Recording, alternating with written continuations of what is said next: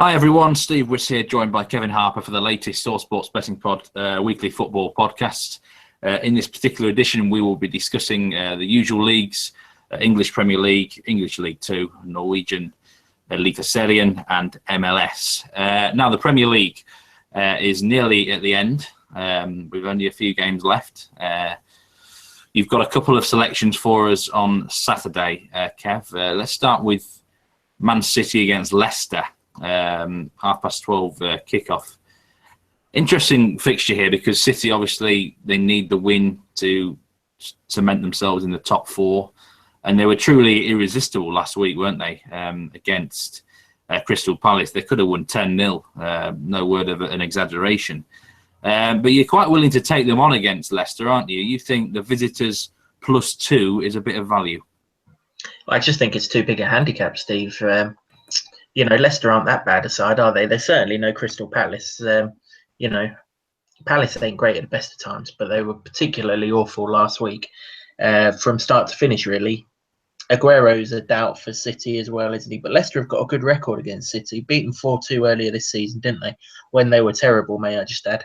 And obviously last season they won 3-0, 3-1 at Man City. It was probably the game that everyone realised that Leicester were going to be the champions, wasn't it? When Robert Hoof popped up and nailed a couple of goals and things like that. And I don't know what it is, really. Maybe it's because they're very astute at camping in on or around the edge of their own box and springing the counter-attack on teams. If you think back to the game against Chelsea earlier on in the season when Man City lost that game, Chelsea did exactly the same thing, didn't they? They sat in their own half very deep, and then all of a sudden 3 counter-attacks later and it's wham bam, thank you ma'am.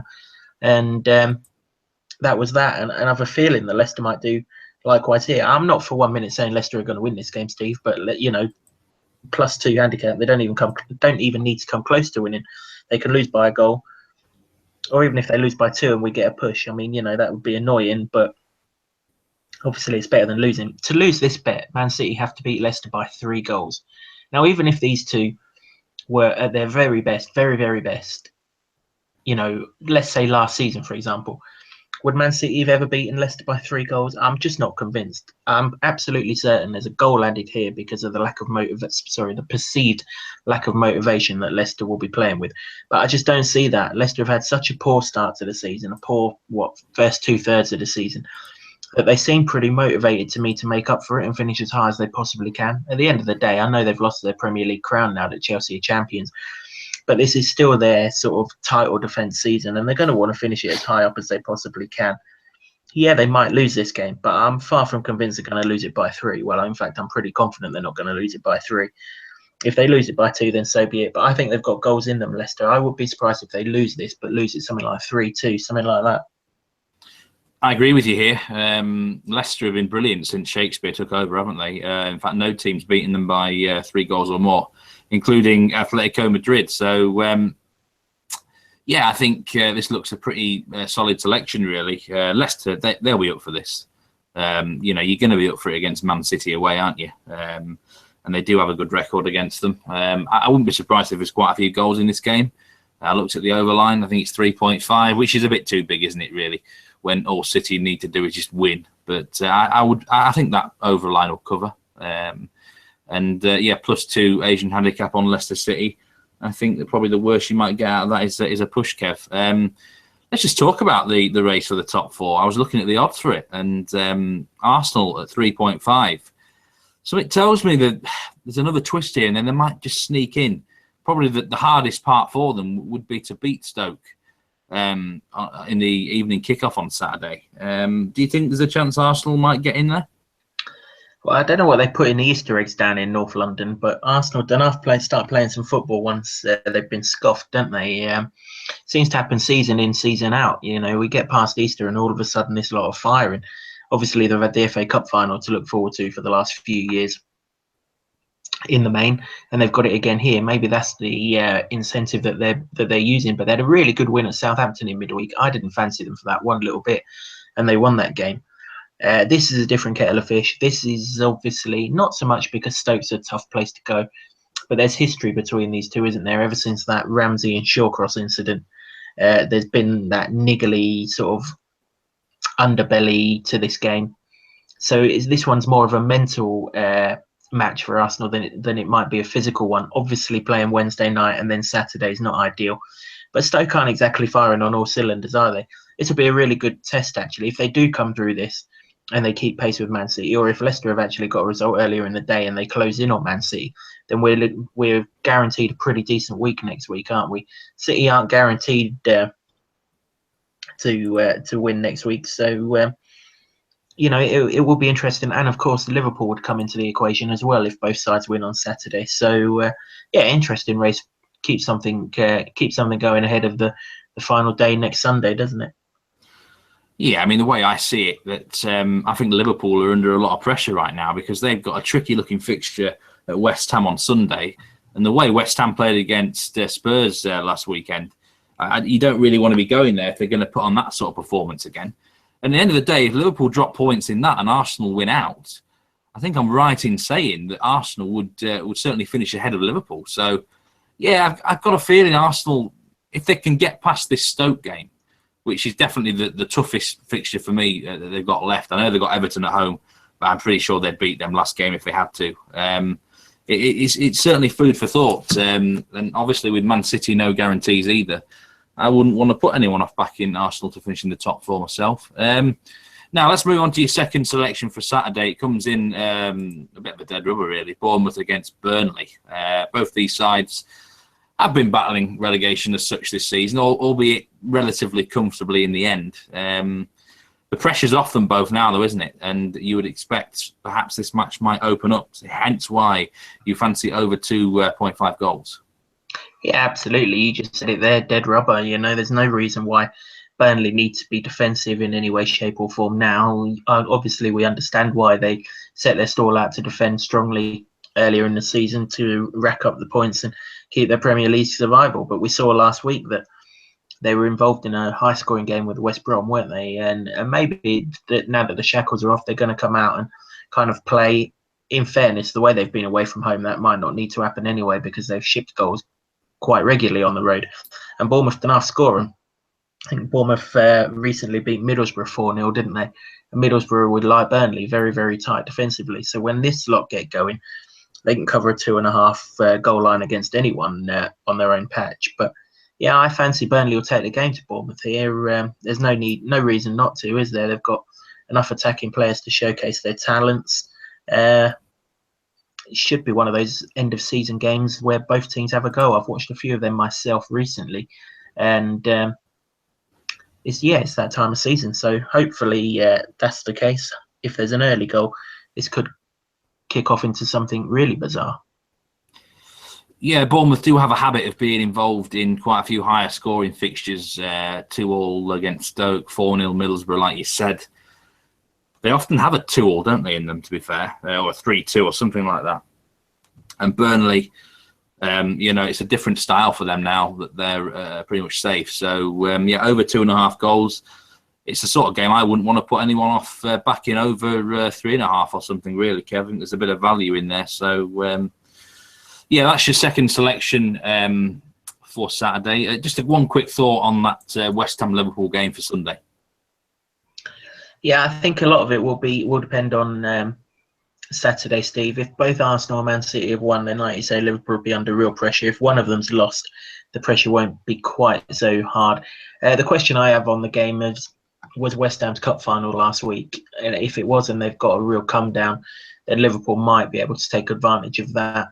If West Ham fancy the job again, then there's every chance that they'll be tough to beat. I noticed Mark Noble's gone and had surgery on some part of his anatomy. That would be a blow for West Ham. If you forced me into a bet on that game, I'd say Liverpool would win it. But until I know Saturday's results, I'm going to bet and react on Saturday's results, I think. Yeah, I think you've got to do that really at this stage of the season. Such an important factor to consider. Now let's move on to English League 2, where the regular season's now over and the playoffs are about to start. Now, your own team are involved in these, Kev, and I know you're very nervous in anticipation of them. You're going to be travelling up to Blackpool on Sunday. Obviously, massive games for all these teams remaining now. Understandable. You're unlikely to be betting on your own team's game when there's so much at stake. But just a few thoughts about how you see your own playoff match against Blackpool on Sunday.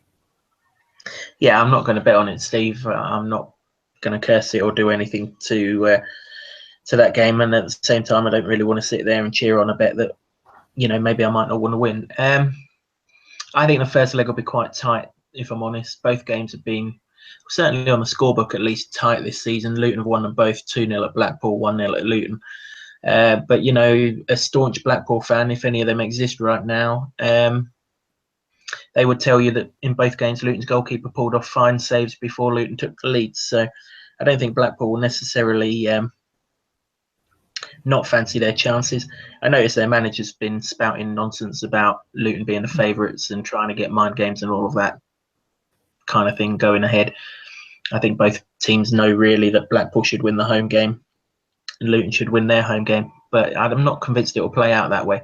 In fact, it might be a tie where both away sides actually benefit from it. An interesting dynamic is that Luton are likely to have half the crowd in this game, so that might play a part. And I know Nathan Jones has called for them to be their 12th man, and I'm sure that the Luton fans will respond in kind. If I had anything about me, Steve, I'd probably back under 2.5 in this first leg, but I don't. As I say, it's not really a game I want to bet on, but that would be my recommendation, I think. Okay, now the second match is Carlisle against Exeter. These two teams actually met each other last week. Carlisle won to get into the playoffs, and after a very sticky period around sort of the spring period, they head into the postseason 5 matches unbeaten. Exeter, well, they've been there or thereabouts, haven't they, for a while now. Interesting team. I think you once said to me off air, their manager, perhaps a candidate for manager of the season in this league, considering the resources that he has available to him. Interesting little match here. Bookies make Carlisle slight favourites in the first leg. You think the visitors, though, are going to get something out of it? Yeah, I do, yeah. I mean, I guess the first question you have to ask yourself is, do you take last week into account or don't you? Obviously, it was a big game for Carlisle. They had to win it, otherwise they wouldn't be playing in this game. But Exeter were firmly lodged in the playoffs, weren't they? They were guaranteed a home draw. And it needed a miracle for them to move up to 4th. So, were they as committed in that game as what they will be in this game? I would probably suggest that they wasn't. I know team-wise, they named a fairly strong side, but, that doesn't necessarily mean to say that they were bang at it or anything like that. For me, and I know Carlisle have won both games in the regular season, and ironically, they've won them both 3-2. So, correct score punters might want to look at that. But for me, they're not good under pressure, Carlisle. And I think that in many ways, they would probably have been better off being away in this first leg. Their fans can get on their backs, and if Exeter get an early goal, I can see Carlisle clamming right up. They were one of the favourites to go up at, weren't they, at the start of the season? Then at Christmas, they were extreme favourites to go up, but they made a right balls up of that. And it was only really when the pressure was off of them did they come good again and made it into the playoffs. When nobody thought they were going to get in and everyone kind of expected them to slide away, they released the shackles and they played well. But now all of a sudden the pressure's back on them again, isn't it? So I'll be interested to see how Carlisle go in this game. For my money, they're the weakest of the 4 sides in the playoffs. And I know, speaking from 1 or 2 Luton players over the last few weeks, so that's a thought that shared by a few others in the league. And Exeter have been pretty decent away from home all season. They're another side who set up to contain. They've got pace to hit teams with on the counter attack, and in Ruben Reid, they've got a prolific striker. And I think it's all set up for business in his first leg. Now, whether that means that they'll win the game, I'm not sure, but luckily enough, you can get them on a plus 0.25. So even if they draw, you win half the bet. I just don't see Carlisle winning a home playoff game. Very similar to Plymouth. They've had this kind of stigma about getting promoted over them. I wouldn't say they think they're bigger than they are, but they've been in higher divisions than this recently, and I don't think it's been forgotten. And I think there's a kind of desperation to get out of the division.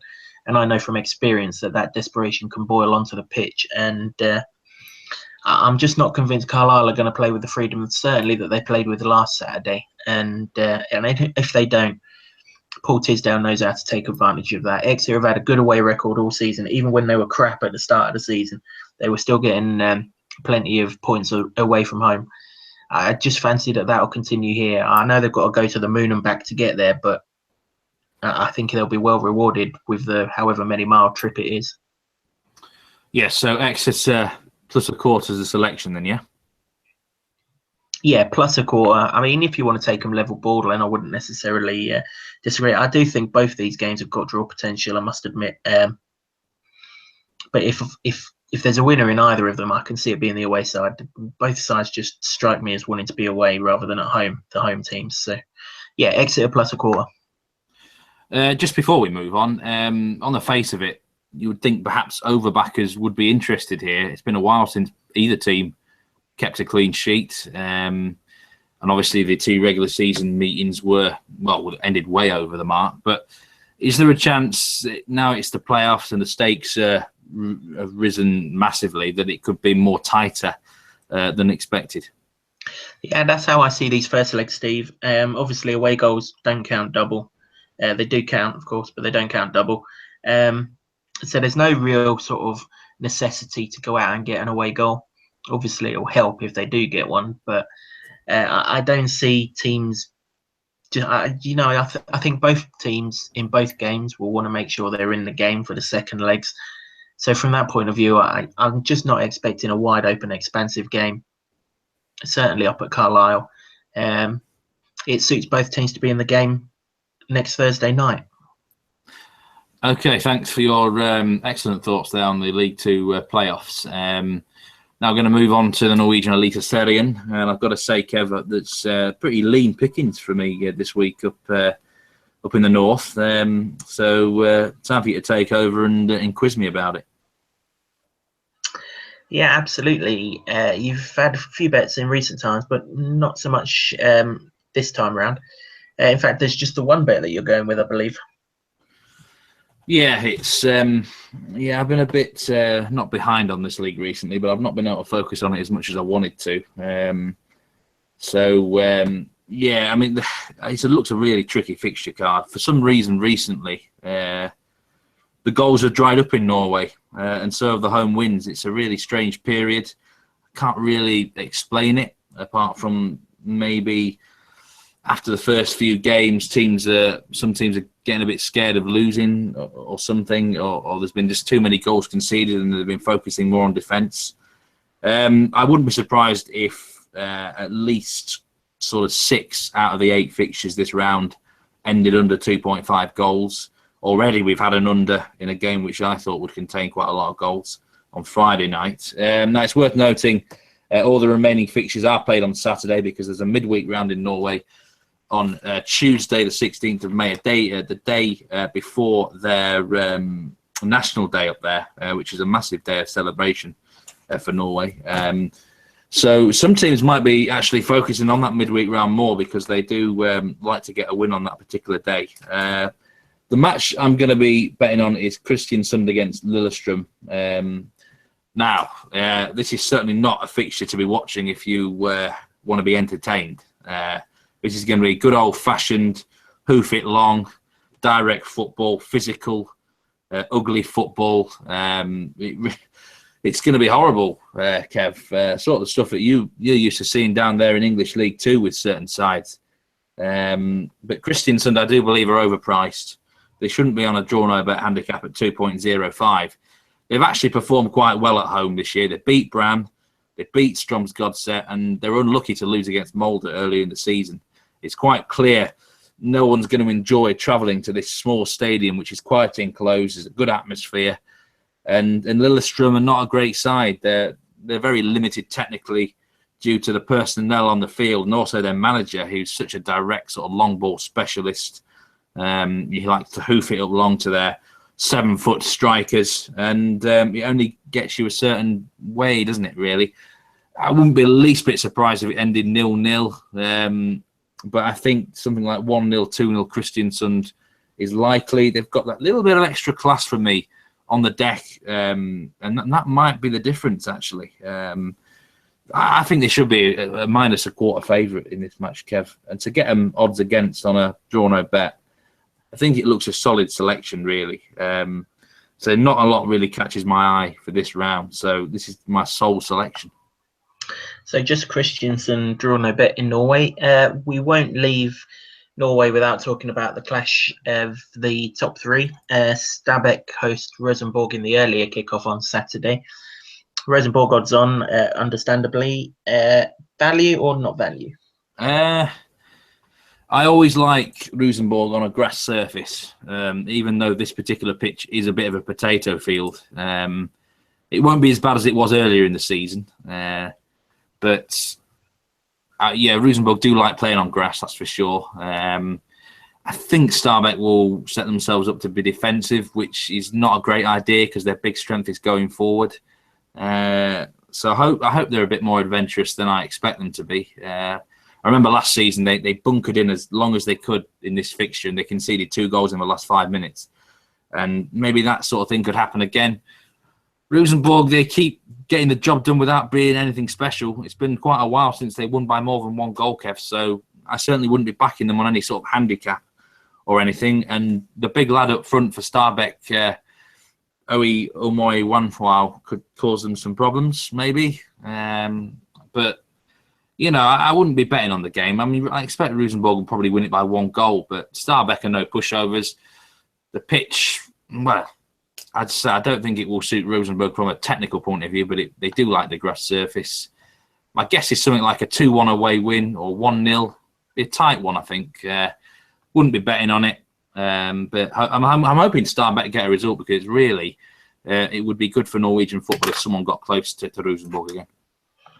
Absolutely, yeah. If he causes Rosenborg's defence the same problems he causes you, then the home side will be going all right, won't they? Yeah, he's obviously the leading scorer in the division with 7 goals. He's scored 3 hat-tricks this season. One of them was in the Norwegian Cup.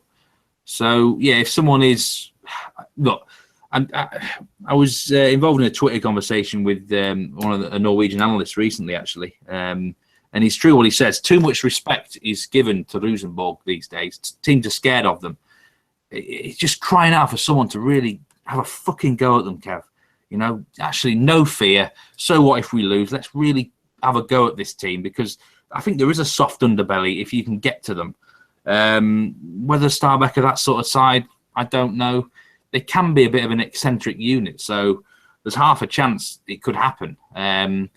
But I would like to see Rosenborg tested instead of the same old shit tactics that teams play against them each week. Actually have a go at them, put them under some pressure. Stabæk have got the personnel to do that if they try and employ that sort of system. So, let's wait and see. Absolutely. Yeah, we'll move from the top of Norway to the top of MLS, certainly as far as the Eastern Conference are concerned. And we will target that division. The first game is Toronto against Minnesota on Saturday. Now, we've not got bets in that one, but Toronto are in the middle of a hefty set of matches, aren't they? So they're 1.36 to win the game, but that's a no-no, isn't it? Yeah, they've played too many matches recently for my liking. They have rotated well. Sebastian Giovinco was supposedly ruled out last week because he was just rested and rotated, but now news has come to light that he's got a heel injury. Now, I don't know about you, Kev, but I wouldn't be risking him against Minnesota, would you? So with that in mind, suddenly quite a lot of the Toronto games have looked more underish than over, haven't they? Especially with a goal line of 3.25. Minnesota have looked much more solid since Birch and Cronin were traded to the team. And I could see them keeping it close here. I'm thinking 2-0, 1-0 to Toronto. Dare I say, maybe not even out of the question that Minnesota could sneak a draw if they took a chance or two. How do you see it going? Yeah, I agree. I mean, really and truly, you've got to look at Toronto's last game as as not a fluke victory, because no victory is a fluke victory, but they shouldn't have beaten Columbus Crew midweek. Crew should have been out of sight, well out of sight, and Toronto came good in the last 10 minutes, didn't they?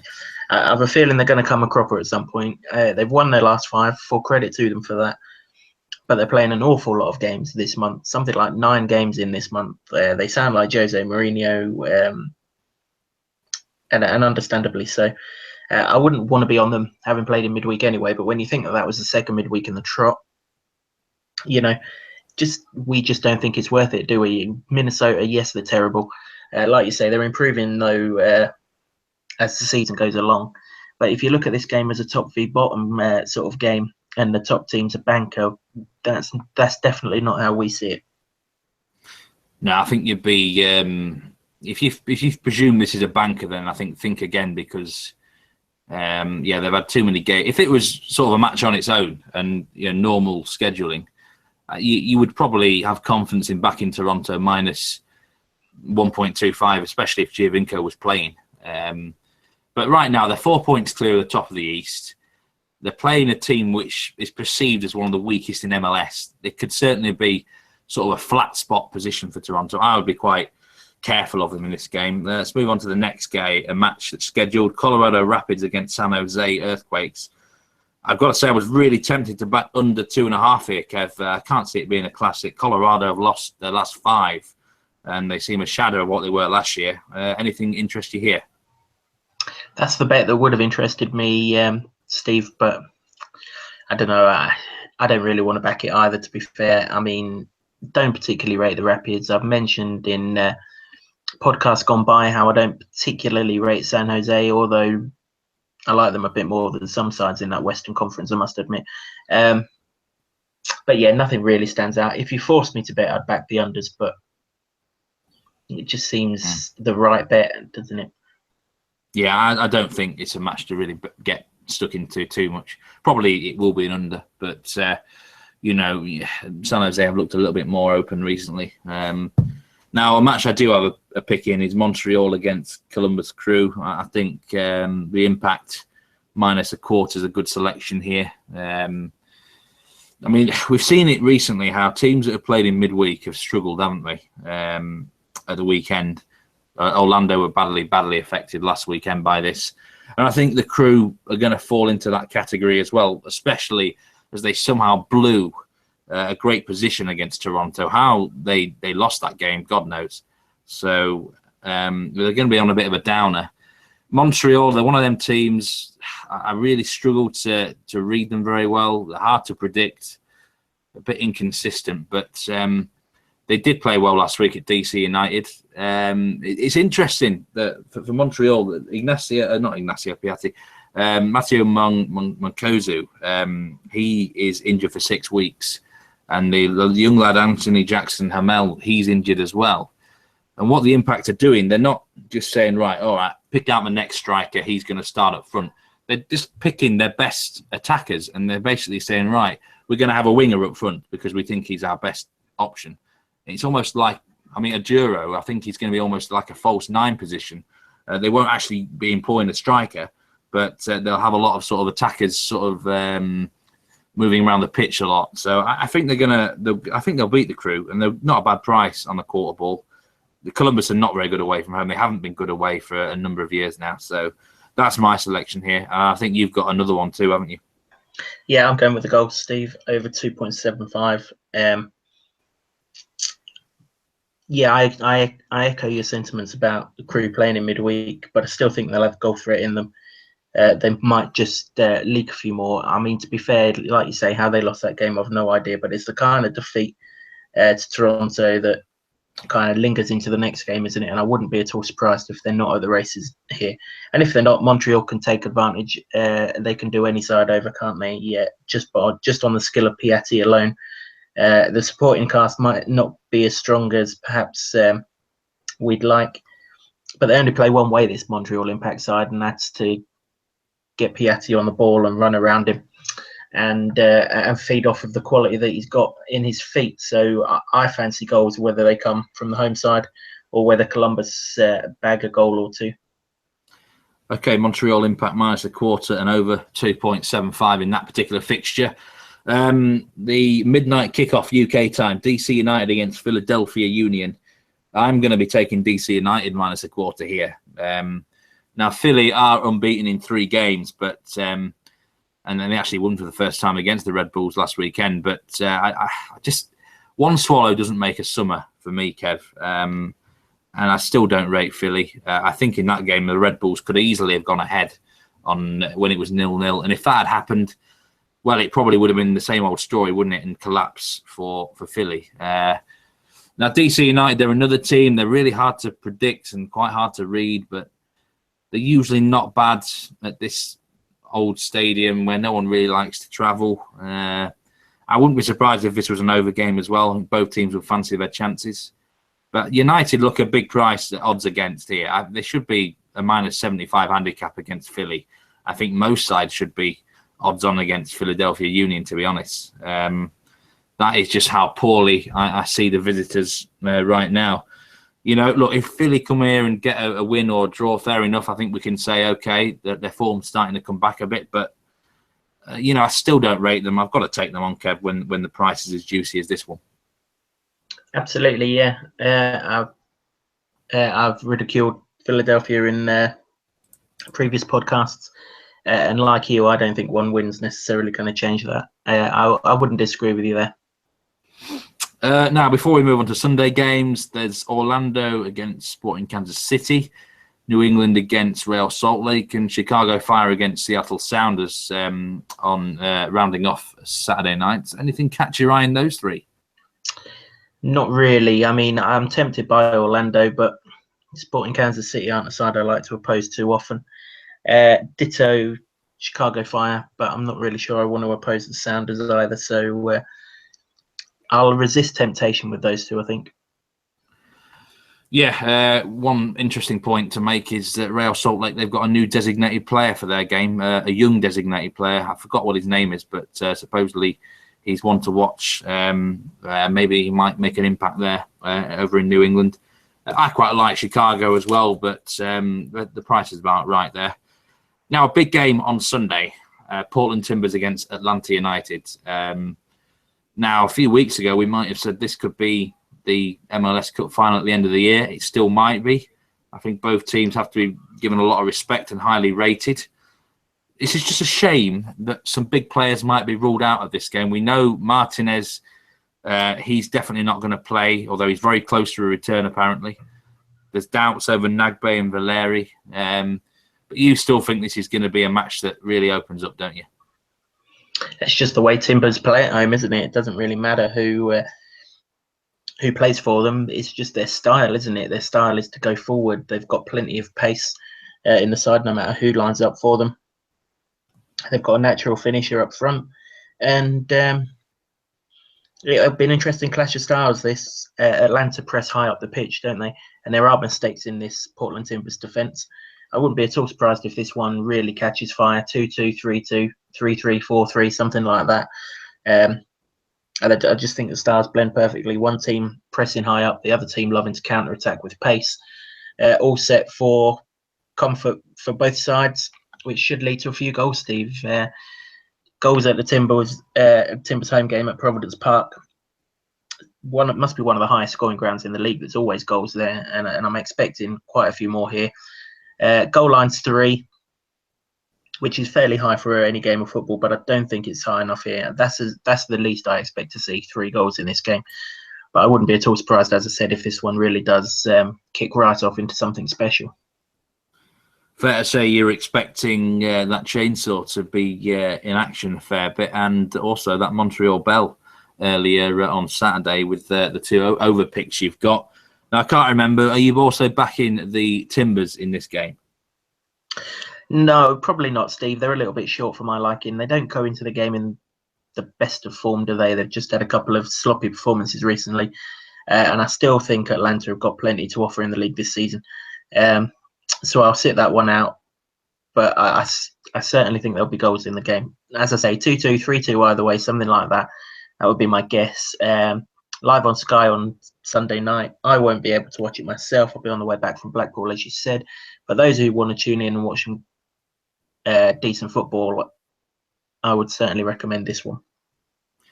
Yeah, over 3 goals. I think 3-2 either way is a runner, definitely, or a Desmond. 2 more matches round off the weekend. New York Red Bulls against LA Galaxy. I've got to say, I think right now, 2 former giants, or well, not former giants, they are giants of MLS, but I think right now they're 2 very overrated teams. I'm getting really annoyed, actually. The Galaxy, I'm so desperate to take them on at the moment, but they keep facing opponents who are really in shit form. So I can't be backing the Red Bulls at 1.63, even though I do actually think they'll win this game. Neither team is really impressing right now, are they? No, well, any side that goes to Philadelphia and loses 3-0, you've got issues, don't you? They either win or lose, don't they? New York Red Bulls. If you push me, I think they'll win this game, but I wouldn't like to say it with any certainty. No, I wouldn't either. I'm certainly quite tempted to back Dallas in the final game against New York City. As I said before, I do believe Dallas are the best team in MLS. New York City finally actually played well, didn't they, last week at home against Atlanta? Best I've seen them, actually. But I think away from home, it's asking a lot to go to Dallas and avoid defeat. But I will give New York City a little bit of respect. We did see Dallas drop points at home to the Timbers. That was a 2-2 draw. And New York City kind of play in a similar way, don't they? So maybe there's a chance they could sneak a point. But, I personally think there is a golfing clash between the 2 teams. What do you think? Yeah, I do. It's just a thing with New York City that if and when I take them on, I want extreme value. If I'm taking on David Villa, I want to make sure that I'm getting some decent oats for it. And I'm not sure there's too much value there, to be honest. Okay, brilliant. That rounds off this particular podcast then. A few picks to get stuck into. Best of luck with all your selections, Kev, and I hope you enjoy your trip up to Blackpool on Sunday. You might get a donkey ride on the beach, a few fish and chips. Hopefully the Luton can get a win for you. Absolutely, yeah. I'll definitely be getting the first 2. Hopefully the third one will fall into place. If it doesn't, you might be on your own in the podcast next week. Right, okay. I say that concludes the podcast. Listen out for our next football ones, probably next weekend. But from this particular one, take care, everyone, and goodbye. Cheerio all.